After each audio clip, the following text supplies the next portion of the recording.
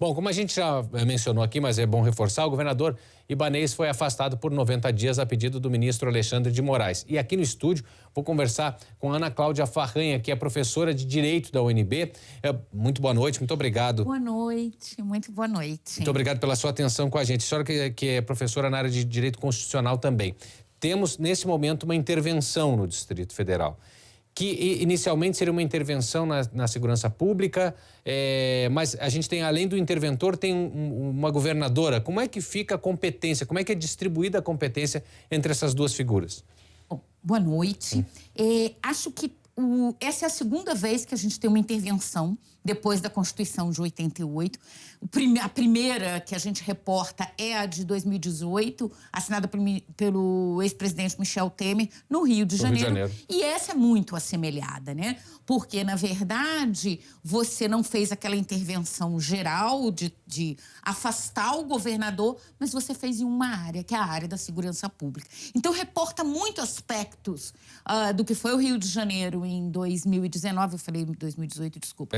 2019, com a diferença de que no Rio de Janeiro foi o general Braga, né? E aqui a gente tem um interventor civil, que é o secretário executivo do MJ, Ricardo Capelli. Pois é, mas a intervenção aqui no Distrito Federal, ela vem junto com um afastamento, por uma outra medida do afastamento do governador. Então, a gente tem uma vice no exercício do cargo principal e tem um interventor. Como é que fica a questão da gestão, para o que interessa para as pessoas, muitas vezes, a gestão dos serviços, do atendimento do GDF?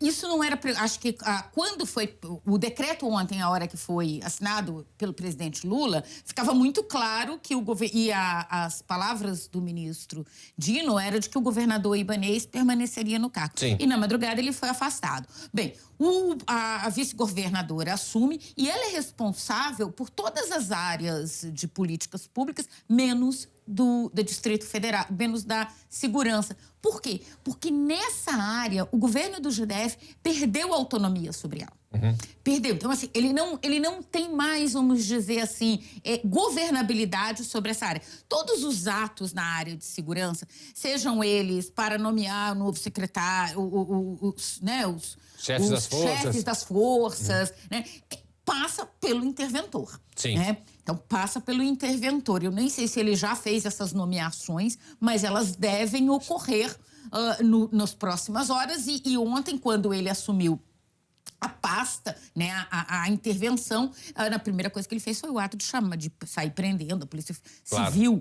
Então, enfim, a segurança pública deixa de ser, está abaixo da vice-governadora Celina Leão. Passa a ser responsabilidade do interventor. Inclusive, o ministro Flávio Dino disse hoje à tarde que essa revisão dos cargos está em andamento junto ao Distrito Federal. O interventor aqui. A gente tem aquele destaque aqui da intervenção. Se a gente tiver, eu queria colocar só para a gente destacar exatamente a justificativa da intervenção federal. Eu não sei se ela tá disponível agora, mas é só o artigo da Constituição que determina ou que dá direito à União de intervir nos estados, por exemplo, para garantir ordem pública e que os três poderes possam prestar o seu serviço junto aos estados. Exatamente. Isso é, se não me engano, inciso 3º. Exatamente, exatamente. A lógica é essa, né? O que justifica a intervenção?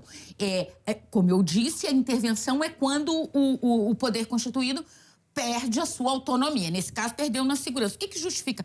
Ordem pública. A ordem pública se torna tão ingovernável que como o presidente da República diz, não, aqui nós precisamos responder, inclusive, para que o serviço à população seja ofertado de maneira como ele deve ser ofertado.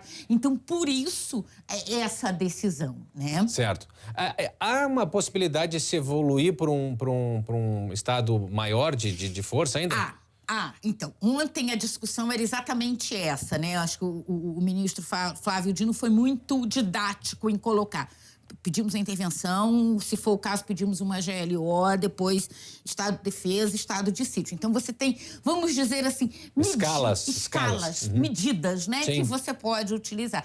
E aí tem uma diferença. A intervenção do Rio de Janeiro durava 1 ano. Essa dura 20 e poucos dias. Hoje, amanhã, dia 10, dura 21 dias, porque ela finaliza dia 31 de janeiro. Então, percebe-se que é algo muito relacionado a situação excepcional, vamos dizer, e não um quadro permanente. E não um quadro permanente. Perfeito. Me parece que o Ministério da Justiça teve um pouco mais de autocontenção um pouco mais de medida de escolher somente uma área e não escolher tirar o governador, que essa foi a escolha feita no marco do inquérito dos atos antidemocráticos. Perfeito. Professora, muito obrigado pela sua atenção com a gente, muito obrigado pelos esclarecimentos, uma boa noite e até a próxima. Tá certo, agradeço, uma boa noite. Tchau, tchau.